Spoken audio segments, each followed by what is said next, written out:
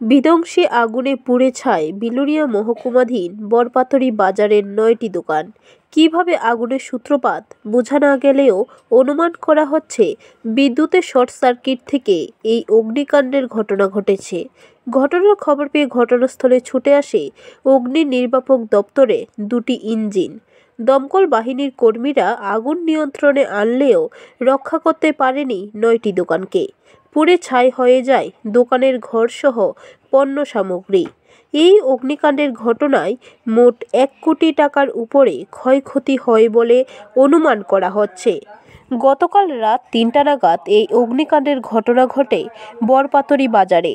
Jewellery দোকান, mobile দোকান, salon দোকান, সাইকেল দোকান, টায়ারের দোকান, ব্যাটারির দোকান সহ আরও কয়েকটি দোকান পুড়ে ছাই হয়ে যায়। মাথায় হাত ক্ষতিগ্রস্ত দোকানের মালিকদের। এর মধ্যে 9 জন ক্ষতিগ্রস্ত দোকানের মালিকের মধ্যে একজন দোকানের মালিক অসুস্থ হয়ে পড়েন।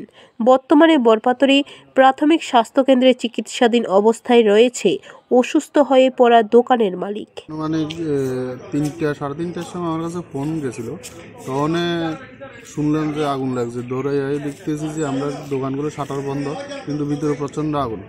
আপনার কি দোকান ছিল? আমার মোবিল, ব্যাটারি, তারপরে টায়ার, টিউব, এগুলো প্লাস্টিক গুডস, এগুলো আছে দোকান। ব্যুরো রিপোর্ট, খবর ত্রিপুরা।